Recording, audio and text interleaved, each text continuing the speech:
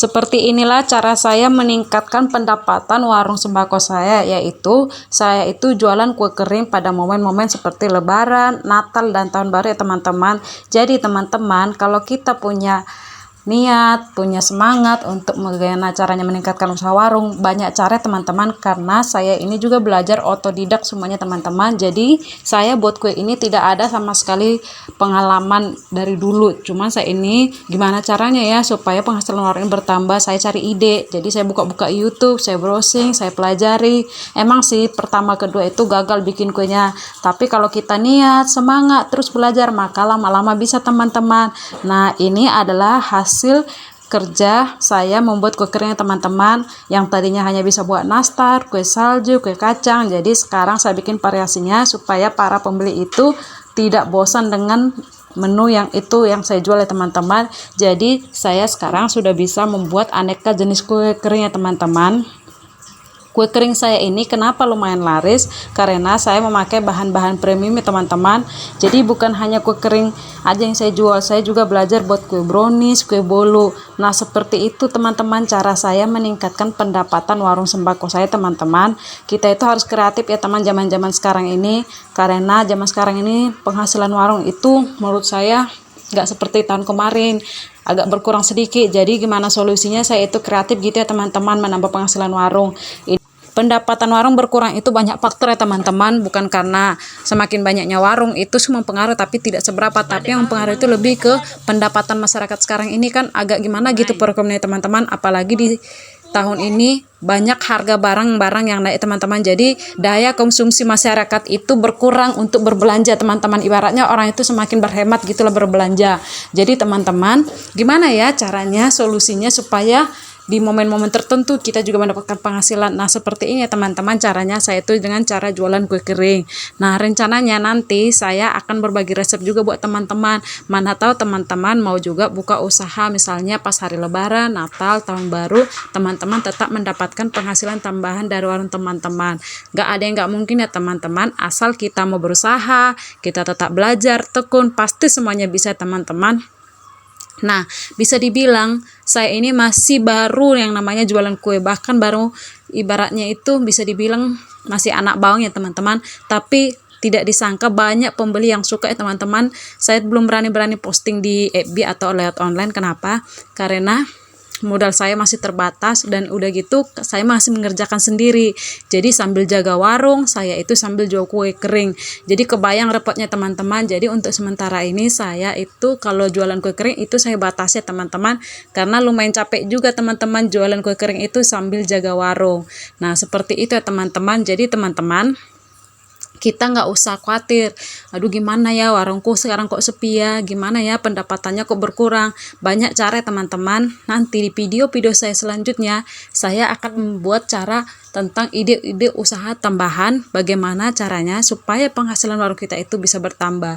Yaitu saya itu akan nanti buat video itu dengan modal yang terbatas ya teman-teman. Jadi dengan misalnya modal 50.000 bisa kita jualan cilok, sosis bakar, atau es lilin, atau macam-macam cemilan yang kira-kira laku di warung sembako. Seperti itu ya teman-teman.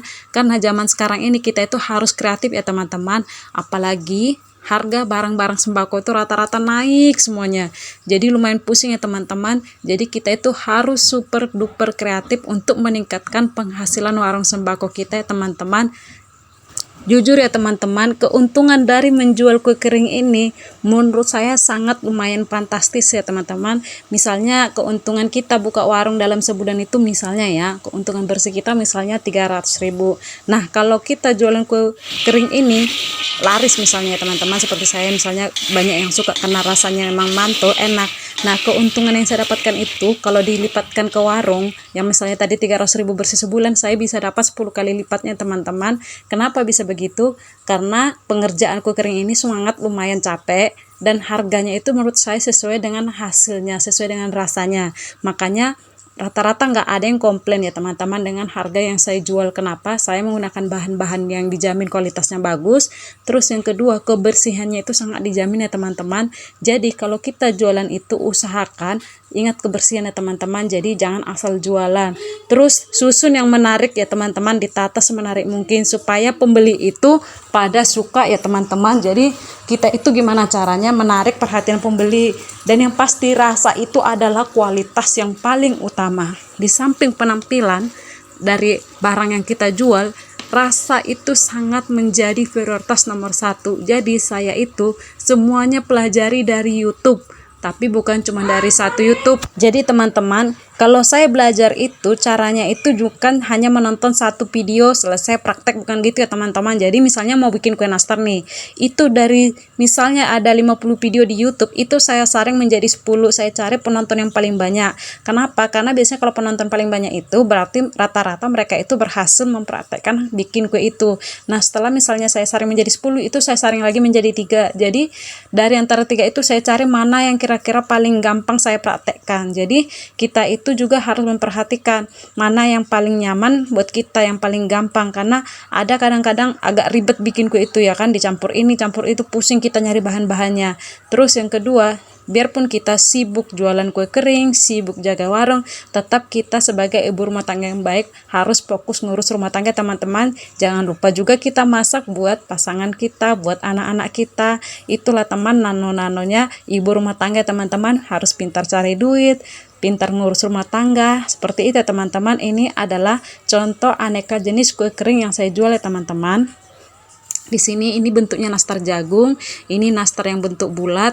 Jadi harus kreatif ya teman-teman. Jadi bikin nastar kan pada umumnya orang bentuk bulat. Nah, saya itu ubah menjadi bentuk jagung. Ini saya buat dengan cara manual ya teman-teman, hanya menggunakan tangan, bukan dengan menggunakan cetakan. Jadi dengan begitu orang akan tertarik, unik ya nastarnya. Seperti itu ya teman-teman. Terus jangan lupa kalau kita jualan itu bikin tempel stiker thank you atau apa gitu supaya agak lebih mewah sedikit ya teman-teman. Terus saya ini jualan nastar ini kan hari lebaran juga jualan. Biarpun saya Nasrani, kenapa saya laku jualannya di hari lebaran? Karena bisa dijamin bahan-bahan yang saya pakai ini semuanya dijamin yang halal ya teman-teman. Jadi saya itu di rumah tidak ada masak yang aneh-aneh, karena keluarga saya juga rata-rata banyak yang muslim ya teman-teman. Jadi kalau misalnya saya pengen makan apa, pengen ini, biasanya kami di luar ya teman-teman, di rumah makan. Jadi kenapa teman-teman saya banyak yang pesan yang muslim juga? Karena saya ini dipastikan bahan-bahannya semuanya halal ya teman-teman. Jadi nggak usah sanksi. Jadi kita pun harus menghargai yang berbeda agama ya teman-teman. Kita nggak boleh curang. Kalau pengen usaha kita mau maju, mau sukses, kita itu harus hidup jujur, apa adanya, suka berbagi. Jadi nggak usah pelit-pelit banget ya teman-teman. Boleh menabung, tapi tidak ada salahnya juga berbagi. Berbagi itu sama dengan juga dengan berbagi berkat ya teman-teman. Nah, ini adalah video saat suasana open house tahun baruan di rumah kami ya teman-teman. Biarpun sederhana, tapi kebersamaan itu sangat penting ya teman-teman. Jadi di sini ada acara open house kecil-kecilan ya teman-teman. Nah, trip yang kedua ini, yang malamnya ini adalah open house untuk tetangga saya teman-teman. Nah, biarpun kita berbeda suku, beda agama, kebersamaan itu indah teman-teman. Untuk meningkatkan pendapatan usaha warung sembako masih banyak cara teman-teman. Misalnya dengan kita menambah usaha warung kita itu dengan jualan bensin, jualan pulsa, token listrik, atau buka laundry kecil. Banyak ya teman-teman, yang penting kita semangat terus. Jangan lupa kita selalu berdoa, terus dalam melayani pembeli kita selalu ingat ramah, senyum, terus kita jujur, dan jangan lupa jaga kebersihan teman-teman, dan bersilaturahmilah dengan sesama tetangga. Jangan kita suka menyendiri, harus ada sosialisasi juga teman-teman. Oke teman-teman, sekian video dari saya, semoga video ini bermanfaat. Mohon maaf jika ada salah kata. Bye.